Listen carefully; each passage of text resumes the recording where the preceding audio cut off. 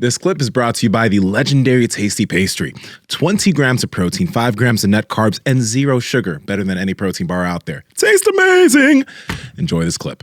Now back to the biohacking thing. I think that it does get a little bit silly these days. We got a whole bunch of people running around like Muppets with their, with their red light panels and their self-quantification devices and their ring and like their 8 different brands of mouth tape.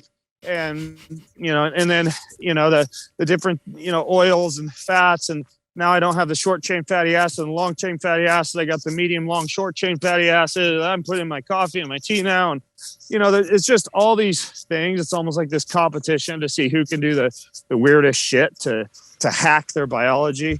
And look, the way I look at things is we as humans, from an ancestral standpoint, I don't think we've been around that long. I think that the Earth is somewhere around 7,000 to 8,000 years old. So we haven't been around that long, but still long enough to where we have developed this ancestral connection with nature that we are fighting a constant daily evolutionary mismatch against with, our setting in a modern post-industrial era. Sitting inside all day, being largely connected, having the hip flexors shortened and the glutes turned off, not lifting heavy things as part of our job. And so having to fabricate that in a fake gym context, being in boxes a lot, driving in a box, sitting in a box, sleeping in a box, working out in the box, and in relatively predictable versus unpredictable scenarios, because the outdoors in nature is more predictable, or is more unpredictable.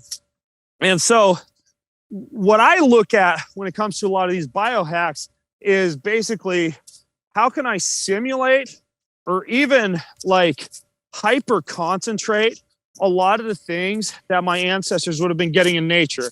So yeah, I can't be out in the sunlight all day, but I can literally just like blast myself with near and far infrared via like photobiomodulation panels in my office, or like a headset that will deliver infrared light to my skull, or infrared sauna or something like that. I can't drink from a fresh mountain spring, but I can biohack my water at home with double carbon block filtration that passes through like a structured water vortex. So the water's more like the way that it would be if it were traveling underground in a spring.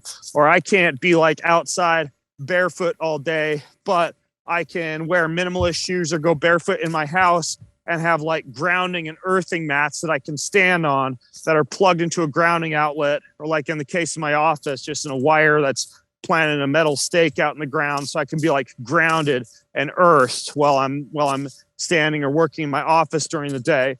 I can't necessarily be subjected to the stressors of heat and cold and environment, because I'm not working outside building fences or herding sheep or hunting or anything like that, at least not on a typical day. But I can get in the sauna every day and sweat my ass off for 20, 30 minutes. And then I can go get into something super cold at least once a day. So I'm simulating those environmental stressors and hormetic stressors. So most of the stuff I look at as biohacking is not like, what's this easy, comfortable shortcut that I can take so I can skip doing the hard work? It's more like, how can I simulate nature and then pair that with doing the hard work, right? So like this morning, yeah, I worked out, and yeah, it was an atypical workout because I'm like a biohacker. So I had like blood flow restriction bands on with icy cold water circulating through the blood flow restriction bands, with my feet attached to a grounding pad. And I had like 30 minutes of high intensity intervals well connected to this biohacking machine called it was called a Vasper. Well, I'm breathing pure oxygen, but during each of the intervals, I'm flipping a button and breathing basically hypoxic air. So I'm essentially training my CO2 tolerance and then blasting my cells with oxygen in between each. And then I stand up out of that and I walk over to the barbell and I'm doing deadlifts and kettlebell swings and just basically like Russian twist with a medicine ball. And yeah, that like sucks and it hurts. And it's not like easy shit. I think that's the problem with a lot of biohackers is like, they're basically, oh gosh, like this sounds really bad. I don't want to get negative, guys, but they're just like weak ass people who basically got like beat up a lot when they were little kids, but they were kind of nerdy. So they figured out some technical ways to stay fit, but they've never actually done hard shit. right? And I think that's the problem with biohackers is, yeah, like do the cool, like biohacking stuff, but get out and do hard shit too. You know what I'm saying? Like lift heavy stuff, get cold, sweat, but sweat hard. Like, it's not all about just basically putting on some fancy laser lights and then like some electrodes on your stomach to get 6-pack abs. Hey guys, if you like this clip, go ahead and comment down below and let us know what you liked about it. All right. Share this with a friend. Make sure to subscribe to the channel. And also, we are on Reddit and Discord. All that's down below. All our sponsors and everyone that supports us down below there too. So you can get whatever you like from us. All right. Peace.